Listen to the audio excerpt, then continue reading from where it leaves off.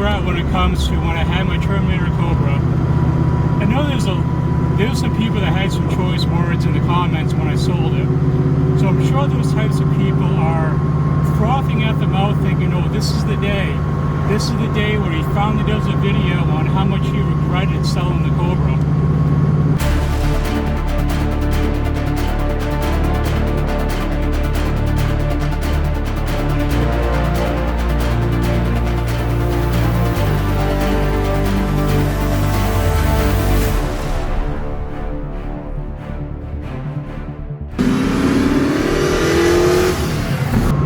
Believe it or not, I have a little bit of an update as far as that goes, and I'll put that towards the end of the video as far as a recent event that happened that has to go around selling the Cobra and everything else. I'd have to say my biggest regret as far as my ownership with that car was probably how I built it. It's kind of a two-faced answer, to be honest, where I'm glad I built it that way, and I'm glad I got to experience that car at 700 to the wheels in an absolute brutal car to drive on the streets. But at the same time, it brought up so many problems and so many issues with the car.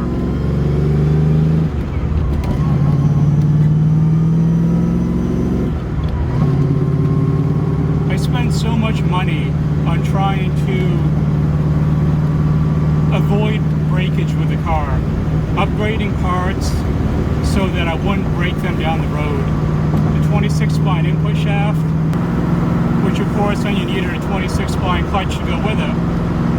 So it's, you know, doing all that kind of stuff, and it seemed like I got really caught up in the whole aspect of building a high horsepower Cobra instead of just buying a Cobra and enjoying it for what it was. I think a lot of people buy these cars and they really want to modify it, and they want to throw big power at them because that's, you know, what those cars are known for. And like I said, I don't regret doing that in the aspect of being able to experience it, because I can say that I built a high horsepower Cobra and it was fun while it lasted. But at the same time, I also regret it because it changed everything with the car, and I started chasing power numbers, and like I said, I started chasing trying to fix things before they broke by upgraded parts, which led to spending more money, and it was just this huge snowball effect. And I don't dislike the VMP Gen 3R, absolutely amazing blower, but it came with its own problems too. It made the throttle linkage a little bit weird. It wouldn't, it had like a lot of slack in it, and it took a lot of trial and error to try to get that right, so that I took up enough slack in the throttle cable so it didn't have a bunch of slack and it was tight.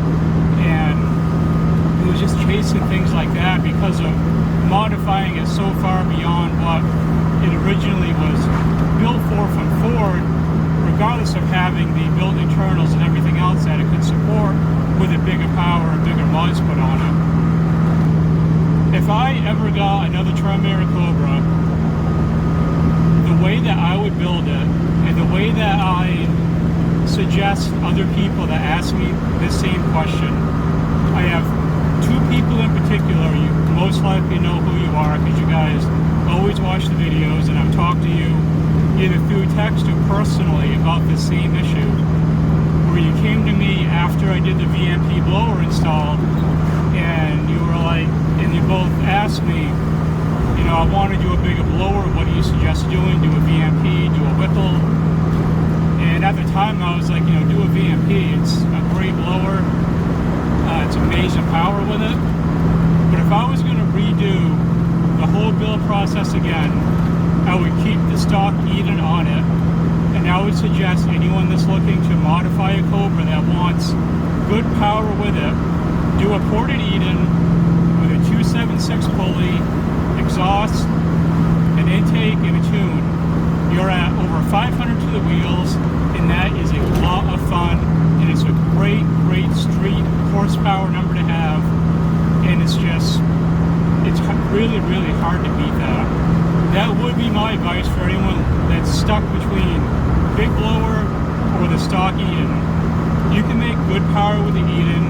You know, do some more cooling mods to help cool it down, because it does get really hot when you start spinning it that much harder. But unless you're drag racing the thing, who the hell cares? If you're just driving it on the street for a weekend car and car shows and stuff like that, nice weather summer car, the hell does it matter because the blower gets hot? Big friggin' deal.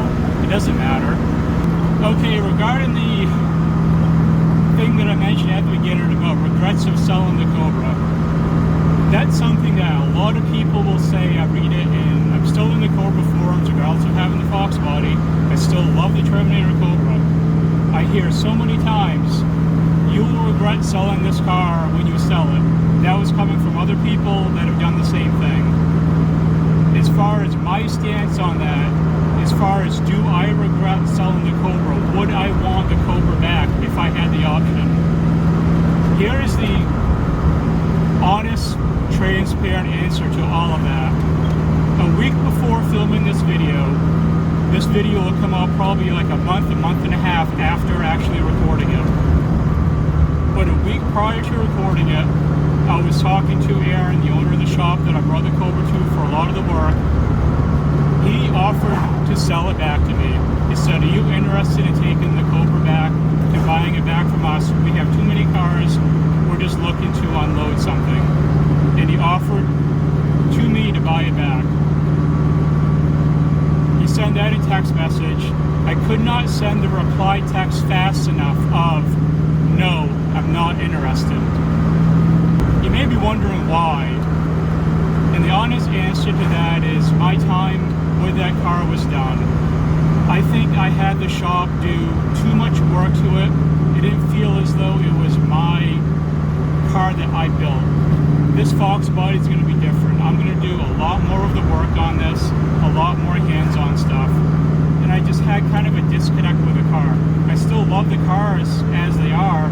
And, you know, one day I may end up in another Terminator Cobra, either to go with this or, you know, it would be great to have a nice built Fox body and a Terminator. That would be awesome, but we'll have to see what the future holds down the road. But as far as do I regret selling it?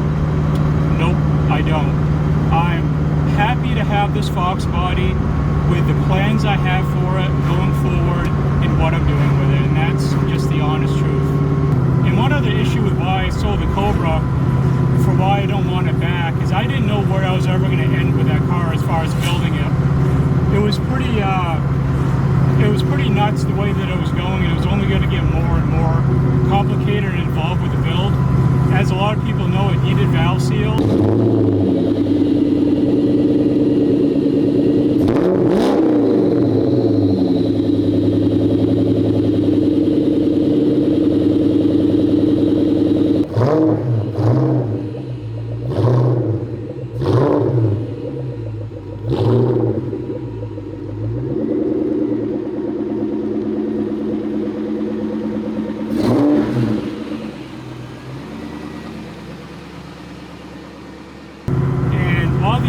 Out getting the valve seals done, I most likely would have put higher compression pistons in, would have done ARP rod bolts, would have done head studs, would have cranked the boost up even more.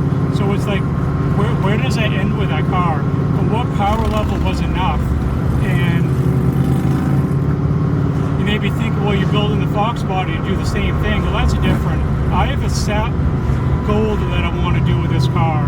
I want the 347 stroke over the turbo, and to get, you know, low 600s and mid 600s with it. And I'm absolutely fine with that. Even 500s is completely fine. I'm good with that. With a Cobra, it's like you just kept wanting more and more and more, and I just kind of wanted to wash my hands of the car. That's why it wasn't appealing for me to buy the car back, even though I had the opportunity to. I know some people are disappointed with that answer, where they really wanted me to grovel on video saying I made a huge mistake. I'm going to do my best to get another Cobra. That's not the honest answer. I could have unloaded this car, sent back all the parts that I bought for it for upgrades, and bought the other Cobra back, the Terminator, but it's not what I want in life right now. It's not the build that I want to do. This is the build that I want to do. This is the car that I want to do it on. So let me know down in the comments, what regrets do you have as far as builds that you've done? Did you build something too far? Did you not build it enough and wish you had done more with it while you had it? Let me know in the comments below about your personal experiences. But above all else, thanks for watching.